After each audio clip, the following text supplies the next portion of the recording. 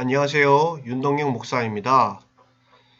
이것만은 알자 기독교 핵심 교리라는 주제로 여러분과 10주 동안 같이 공부를 해보고자 합니다. 왜 또 교리인가? 여러분 교리하면 어떤 느낌을 가지고 있습니까? 많은 사람들이 이 교리라는 단어를 들으면 딱딱하다, 지루하다, 재미없다 이렇게 많이 이제 생각을 하시죠. 근데 왜 교리 공부를 해야 할까요? 먼저 여러분에게 이런 질문을 한번 던져보겠습니다. 한번 대답을 해보십시오. 믿음이 무엇입니까? 또 교회는 무엇입니까? 성령님은 누구시고 성령님이 주로 하시는 일은 무엇입니까? 여러분 한번 이 질문에 대답을 한번 해보십시오. 의외로 많은 신자들이 오랫동안 교회를 다니고 있는 신자들이 이러한 질문들을 던져보면 선뜻 대답을 잘 하지 못하는 경우를 많이 보게 됩니다. 교회는 오래 다녔지만 열심은 있고 또 많은 봉사와 수고를 하고 있지만 또 신앙생활을 하고 있지만 분명한 어떤 지식과 확신을 가지고 신앙생활을 하고 있는가 하는 것이 중요하다는 것이죠. 우리가 신앙이 성장하기 위해서는 바른 지식과 바른 믿음에 근거해야 하는 것이죠. 내가 믿고 있는 어떤 믿음과 지식이 올바르지 않다면 그 믿음과 지식, 신앙은 결코 성장할 수 없다는 것입니다. 다시금 교리 공부를 하자고 하는 이유는 바로 여기에 있습니다. 우리가 믿고 있는 신앙이 바른 것인가? 내가 가지고 있는 하나님에 대한 지식, 또 교회에 대한 어떤 지식, 성경에 대한 이런 지식들이 바른 것이고 합당한 것인가 다시 한번 점검하고 또 정리하면서 우리의 신앙을 바르게 하고 더 나아가서 그 신앙의 근거에서 분명한 신앙생활, 믿음생활, 삶이 나타나게 하자라고 하는데 목적이 있습니다. 분명한 지식과 분명한 확신이 있어야 분명한 믿음생활, 또 성숙한 신앙생활을 할 수 있기 때문이죠. 이 강의를 통해서 이 교리를 공부하는 것을 통해서 여러분의 신앙에 큰 유익과 성장이 있기를 소망합니다. 오늘은 첫 번째 시간입니다. 본격적인 교리 강의에 들어가기 앞서서 서론격으로 왜 교리를 배워야 하는지, 왜 교리 공부가 필요한지에 대해서 잠시 살펴보려고 합니다. 무슨 일을 하든지 기본기가 중요합니다. 기본기가 탄탄하지 않으면 처음에는 별 문제가 안 될지 모르지만 어느 단계나 어느 레벨에 이르면 분명히 한계에 부딪히게 됩니다. 계속해서 꾸준하게 실력을 향상시키기가 어렵습니다. 그래서 대부분의 운동선수들 같은 경우에 기본기에 대한 훈련, 기본기를 바로 잡고 또 탄탄하게 하는 훈련들에 집중을 많이 하는 것을 우리는 보게 됩니다. 특히 야구 선수들을 보면 기술적인 훈련을 하기 전에 어릴 때일수록 더욱더 기본기 훈련에 집중을 하게 되죠. 그래서 공을 던지기 전에 공을 먼저 정확하게 잡는 연습, 어떤 자세로 공을 잡아야 될지, 또 공을 던질 때 어떠한 투구 폼으로 공을 던져야 되는지, 팔의 각도라든지 어떤 손가락의 모양이라든지 시선 처리라든지 다리의 어떤 중심 잡기라든지 이런 것들에 굉장한 많은 시간을 두고 훈련을 한다는 것이죠. 타격 연습도 마찬가지죠. 타격 연습을 할 때 배트를 잡기 전에 배트를 어떻게 휘두르야 되고 어떻게 중심을 잡고 어떻게 이제 배트를 쳐야 되는지 휘둘러야 되는지에 대해서 배우는 것이 기본기 훈련이죠. 이런 기본기 훈련이 잘 되어 있을 때 거기에서 이제 기술이 접목이 되면 그 기술을 통해서 더 발전되고 성장하는 더 이제 선수로서 더 훌륭한 모습을 보여줄 수 있다는 것이죠. 근데 기본기가 잘 되어 있지 않으면 기술을 아무리 가르쳐도 그 기술을 가지고 잘 활용할 수 없다는 것입니다. 신앙에도 기본기가 있습니다. 사람들이 어떤 사람에 대해서 뭐 신앙을 평가할 때 저 사람 신앙이 좋다, 저 사람 신앙이 별로다 라고 얘기를 하잖아요. 근데 그렇게 평가할 때 무엇을 기준으로 그렇게 평가를 하는 것일까요? 단순히 새벽 기도에 열심히 나오는 사람은 신앙이 좋은 사람입니까? 헌금을 많이 하는 사람은 신앙이 좋은 사람입니까? 봉사를 많이 하고 또 여러가지 교회에 중직을 맡고 있으면 신앙이 좋은 사람일까요? 물론 그런 사람일수록 신앙이 좋을 가능성이 높지요. 그러나 꼭 반드시 그렇지만은 않다는 것입니다. 우리나라에 교회가 5만 개에서 6만 개 정도 있다고 합니다. 기독교인의 숫자는 대략 현재 한 800만 정도로 추산하고 있습니다. 과거에 1000만 명 이상까지 이제 숫자가 나왔었는데 최근에 많이 줄어서 800만도 되지 않을까 이렇게 이제 보고 있습니다. 그래도 여전히 불교나 천주교에 비해서는 숫자가 제일 많다고 할 수 있습니다. 최근에 여론조사를 했습니다.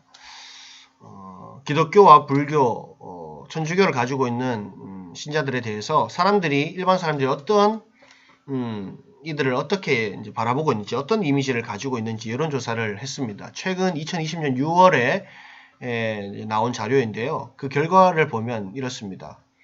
그림이 조금 작아서 잘 보이지 않지만 양해 부탁드립니다. 먼저 제일 왼쪽에 불교 신자를 보면 일반 사람들이 불교 신자에 대해서 느끼는 이미지 가장 이제 1위가 뭐냐 하니까 온화한 40.9%로 나왔습니다. 온화하다라는 이미지가 제일 강하고 두 번째가 따뜻하다 두 번째가 절제하는 이네요. 절제하는 32%.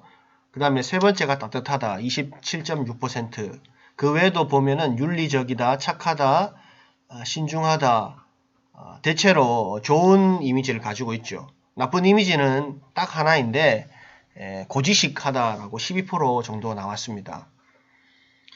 그 다음 두 번째, 천주교 신자에 대한 일반 대중들이 느끼는 이미지인데 가장 높게 나온 이미지가 뭐냐면 동일하게 온화하다라는 이미지 34.1%입니다. 그리고 2위가 따뜻하다 29%, 그다음 세 번째가 윤리적이다 23%가 나왔습니다. 그 외에도 가족적이다, 깨끗하다, 착하다라는 이미지가 대다수를 이루고 있습니다. 천주교 신자에 대한 이미지는 나쁜 이미지가 하나도 없습니다. 다 긍정적인 이미지죠.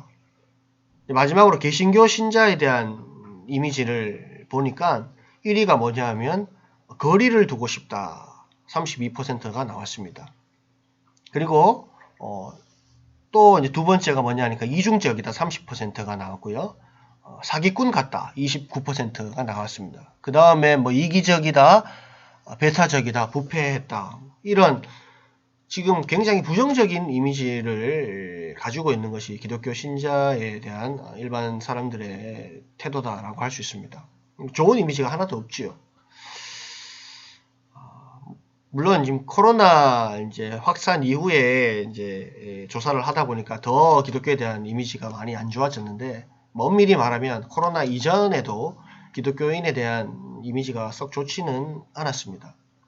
그렇다면 왜 이렇게 한국에서 기독교인에 대한 이미지가 이렇게 좋지 않은 것일까요?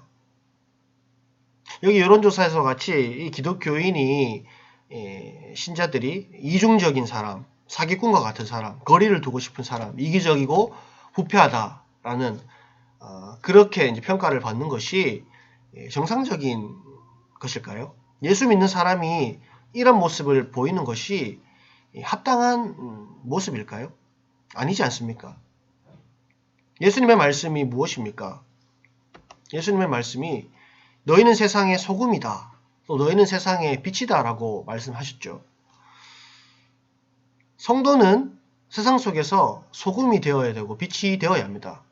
소금과 빛으로서의 삶을 살아야 한다는 것이죠. 맛을 잃어버린 소금은 더 이상 소금이 될 수 없습니다. 아무 쓸데없어 밖에 버려져 사람들에게 밟힐 뿐이지요. 등불도 마찬가지입니다. 등불은 등경 위에 둡니다. 등경 위에 둬서 주변을 환하게 밝혀주는 것이죠. 이것이 등불의 역할입니다. 또 예수님의 말씀이 무엇입니까? 너희 착한 행실을 보고 하늘에 계신 너희 아버지께 영광을 돌리게 하라. 그러니까 우리의 성도들의 착한 행실을 통해서 사람들로 하여금 하늘에 계신 하나님을 알게 하고 하나님 아버지께 영광을 돌리게 하라. 그래서 우리는 착하게 선하게 살아야 된다. 선한 영향력을 끼쳐야 한다. 그것이 선한 행실로 드러나야 한다. 라는 것이 바로 예수님의 말씀입니다. 그럼에도 불구하고 기독교인들은 그렇게 살지 못했다는 것이죠. 이중적인 삶, 이기적인 삶, 사기꾼과 같은 삶, 전혀 사람들에게 신뢰를 주지 못한 삶을 살았다는 것이 그 결과가 지금 한국교회 안에 개신교 신자들을 향한 사람들의 인식이다라는 것이 지금의 문제점이다라는 것이죠. 지금 한국교회의 상황은 어떻습니까? 신앙의 활력을 잃어버리고 극심한 침체에 빠져 있습니다. 대사회적인 측면에서도 영향력을 잃어버렸습니다. 교회가 세상을 개혁해야 하는데 오히려 교회가 개혁의 대상이 되어버렸습니다. 한국교회 구체적으로 한국교회 신자들의 모습이 이렇게 된 원인이 무엇일까요? 여러 가지 이유가 있겠지만 많은 신학자들과 목회자들이 말하는 공통적인 견해는 한국교회가 그동안 수단과 방법을 가리지 않고 외적인 성장에만 과도하게 집착했다라고 지적을 합니다. 수적인 부흥, 외적이고 보여진 어떤 성장에만 집착했다. 그로 인해서 교회가 세속화되고 물질주의가 교회 안에 들어왔다라는 것이죠. 교회의 외형만 키우기에 급급했지 말씀을 올바르게 가르치지 못했다. 또 신자들로 하여금 신앙과 경건의 훈련을 소홀하게 했다. 결과적으로 교회의 덩치는 커졌고 교회는 대형화되고 기독교 신자의 숫자는 늘어났는데 거기에 따른 내적인 성장, 질적인 성장은 따라오지 못했다라는 것이죠. 많은 신자들이 교회는 다니고 예수를 믿는다고 하지만 그들의 믿음이 삶과 연결되지 못한다라는 것이죠. 많은 신자들이 신앙과 삶이 나누어지고 이원화되었다라는 것이죠. 그게 문제입니다. 교회에서의 신앙과 일상생활에서의 신앙이 분리되어 버린 것이죠.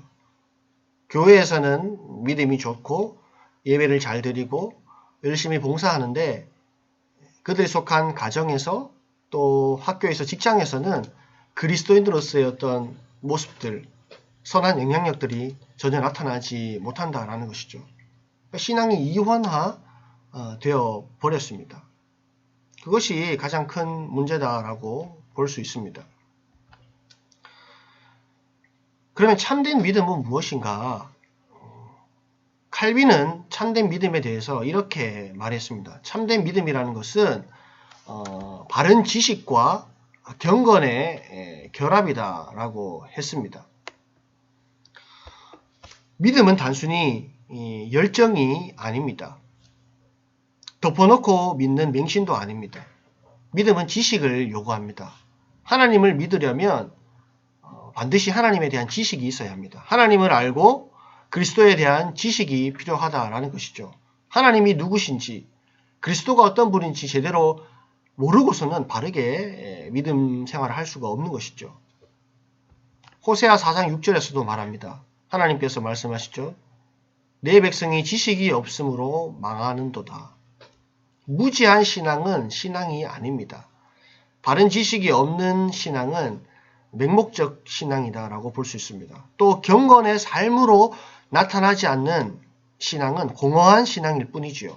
많은 신자들이 열심은 있는데 열정은 있는데 그 열정을 올바른 방향으로 올바른 경건으로 드러내지 못한다라는 것이죠. 바른 지식이 없다 보니까 그것이 올바른 믿음과 올바른 삶의 방향으로, 삶의 방식으로 나아가지 못한다라는 것이죠. 하나님 중심적으로 신앙생활을 하는 것이라 그 열정과 열심을 가지고 결국에는 자기중심적인 신앙생활을 하는 것입니다. 그런 현상들이 역사적으로도 계속 이어왔었고 지금도 여전히 그런 모습들이 나타나고 있습니다.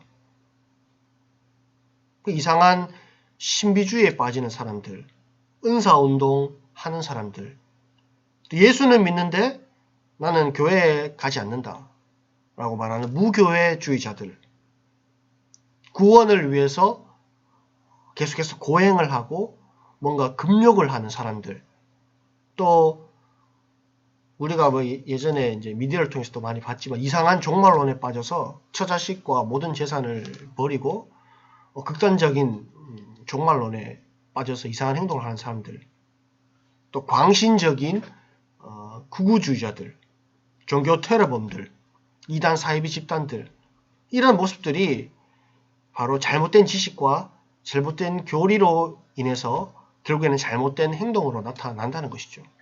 그들은 나름 열심을 가지고 열정을 가지고 그런 일들을 하고 있지만 그것은 참된 믿음과는 거리가 먼 것이죠. 자기중심적인 신앙생활을 한다는 것입니다. 올바른 지식, 올바른 가르침, 올바른 교리와 신학이 무너지게 되면 결국에는 참된 신앙과 참된 경건의 모습을 잃어버리는 것입니다.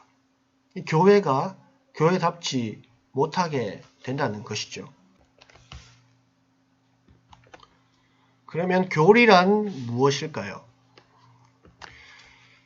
교리는 절대적 진리인 성경과 복음의 핵심을 잘 요약한 논리 체계라고 말할 수 있습니다. 물론 성경에는 교리라는 단어가 나오지는 않습니다. 대신에 교훈이라는 말이 나옵니다. 디모데전서 1장을 보시면 교훈이라는 단어가 나오는데 이 말이 라틴어로 보면은 독트리나입니다. 독트리나. 이 독트리나에서 영어 독트린이 나왔고 그것을 우리말로 번역을 하면 교리입니다. 그래서 이 교리라는 것은 성경과 전혀 다른 별개의 어떤 것이 아니라 성경에서 말하는 것을 요약하고 체계화시킨 것이다 라고 말할 수 있습니다. 성경의 내용을 잘 요약하고 정리한 것이 교리다 라고 말할 수 있습니다. 그래서 교리를 공부하는 것은 성경을 공부하는 것과 같습니다. 또 교리는 성경의 지도다라고 볼 수 있습니다. 신앙의 지도다라고 볼 수 있습니다. 지도가 무엇입니까? 지도는 우리가 원하는 목적지에 잘 가기 위해서 조금 더 구체적이고 이 넓은 이 지형을 한눈에 볼 수 있도록 해주는 간결한 어떤 그림과 기호로 표시된 어떤 그림이죠. 그래서 지도를 보면 무엇이 어디에 있는지 쉽게 파악할 수 있고 원하는 곳을 쉽게 찾아갈 수 있도록 도와줍니다. 교리는 성경의 지도와 같습니다. 성경은 내용이 방대하고 또 구절 하나하나에만 집중하다 보면 자칫 나무만 보고 숲을 보지 못하는 결과를 낳게 됩니다. 또 주의를 기울이지 않으면 자칫 주관적이고 자의적인 해석을 할 위험이 있습니다. 그래서 성경이 전체적인 숲을 보게 하고 개인의 주관적인 해석의 오류를 빠지지 않도록 도와주는 역할을 하는 것이 교리다라고 할 수 있습니다. 교리를 알면 성경을 전체적으로 보게 되고 또 바르게 볼 수 있는 눈을 가지게 되어서 성경을 더 잘 이해할 수 있다는 것입니다. 마지막으로 교리 공부의 유익에 대해서 살펴보겠습니다. 교리는 성경 핵심의 열쇠입니다. 성경의 주제를 종합적이고 체계적으로 정리한 것이기 때문입니다. 교리를 모르면 성경 전체의 의미, 성경의 숲을 파악하기 어렵습니다. 성경의 주제를 파악하려면 교리 공부를 해야 한다는 것이죠. 성경은 일반 세계사 이야기를 다루지 않습니다. 성경은 구속에 대한 이야기입니다. 단순화하자면 창조, 타락, 구속, 완성의 관점으로 세계를 바라봅니다. 성경은 타락한 인간을 구원하시는 하나님의 구속의 역사, 또 구속의 메시지를 담고 있습니다. 그렇기 때문에 교리 역시 이러한 성경의 주요한 내용들을 조직화, 체계화해서 성경의 핵심 내용을 쉽게 파악할 수 있고 성경의 주제를 파악할 수 있는데 큰 도움을 준다라는 것이죠. 두 번째로 교리 공부를 하게 되면 성경을 논리적으로 이해할 수 있게 됩니다. 성경의 기술을 보면 성경은 주로 역사적인 기술의 형태를 띠고 있습니다. 성경의 특징이 역사적이라면 교리의 특징은 논리적이다라고 할 수 있습니다. 교리는 성경에서 말하는 주요한 메시지들을 조직화하고 체계화시켜서 기술함으로써 성경의 내용을 좀 더 논리적으로 이해할 수 있게 합니다. 예를 들어서 성경에는 삼위일체라는 단어가 나오지 않습니다. 그런데 분명히 성경은 삼위일체에 대한 내용을 기술하고 있거든요. 그렇게 성경 여러 곳에서 성부, 성자, 성령 하나님에 대한 기술들을 잘 조직화, 체계화시켜서 이것은 삼위일체다. 하나님은 삼위일체로 존재하신다라는 것을 밝히고 그것을 분명하게 드러내게 하는 것이 교리다라는 것이죠. 그래서 교리는 성경의 핵심을 잘 조직화해서 또 체계화해서 독자로 하여금 더 잘 이해할 수 있도록 도와주고 바른 지식을 갖게 하고 더 나아가서 신앙 성장에 큰 도움을 준다라는 것이죠. 세 번째로 이단 교리를 분별할 수 있습니다. 교리를 분명하게 알고 있으면 무엇이 진짜고 무엇이 가짜인지를 분별할 수 있다는 것이죠. 내가 믿는 기독교 교리가 무엇인지 잘 모르면 이단의 가르침에 쉽게 넘어갈 수 있다는 것이죠. 근데 내가 분명히 무엇을 믿고 무슨 교리를 가지고 있는지를 알고 있다면 무엇이 틀린지 무엇이 다른지를 분별할 수 있고 이단의 어떤 유혹에 넘어가지 않는다라는 것이죠. 이상한 구원론, 이상한 종말론에 빠지지 않기 위해서는 교리 공부를 해야 되고 성경 교리를 분명히 알고 있어야 한다는 것이죠. 네 번째로는 교회의 하나됨입니다. 예수 그리스도의 교회는 보편적 교회입니다. 무슨 말인가 하면 시대나 장소를 넘어서 교회는 하나님의 말씀으로 하나를 이루고 있습니다. 교회는 그리스도의 몸이라고 했습니다. 그렇기 때문에 머리가 하나이듯이 몸도 하나죠. 예수님이 한 분이시듯이 교회도 하나입니다. 그래서 우리가 지역적으로 교회가 많이 나눠져 있지만 큰 그림으로 보면 하나님의 어떤 시선으로 보면 교회는 하나죠. 근데 그 하나됨을 이루기 위해서는 같은 신앙을 가지고 있어야 한다는 것이죠. 신앙이 다르게 되면 교리가 다르게 되면 같은 신앙 고백을 하지 못하게 되면 한 공동체가 될 수 없다는 것이죠. 그래서 교회의 하나됨을 이루기 위해서는 반드시 하나님에 대한 동일한 신앙, 동일한 믿음을 가져야 되는데 그러기 위해서는 교리 공부를 통해서 보편적인 교회의 그 신앙, 믿음을 가질 필요가 있다는 것이죠. 그래서 교리가 갖게 되고 같은 믿음을 가지게 되면 하나의 공동체로 연합될 수 있고 한 몸 공동체를 이룰 수 있다는 것이죠. 마지막으로 삶의 지침입니다. 교리는 단순히 지식을 공부하는 것이 아니라 지식을 통해서 삶이 또 윤리가 나타나게 하는 것이 목적입니다. 교리를 배우는 목적은 단순히 교리를 많이 안다 이것을 강조하는 것이 아니라 바르게 잘 살기 위해서입니다. 바르게 신앙생활을 하기 위해서죠. 바르게 하나님을 잘 믿고 사랑하고 섬기게 하기 위해서 교리 공부를 하는 것입니다. 바른 믿음을 가지고 그것이 바른 행함으로 바른 삶으로 선한 영향력으로 나타나도록 하기 위해서 교리를 배우는 것이고 그래서 교리 공부의 목적은 참되고 경건한 신자를 만드는 것이죠. 그것이 바로 교리 공부의 유익이다 라고 할 수 있습니다. 오늘 서론격으로 교리를 왜 배워야 하는지에 대해서 잠시 살펴보았는데요. 다음 주부터는 이제 본격적인 기독교 핵심 교리에 대한 강의를 하려고 합니다.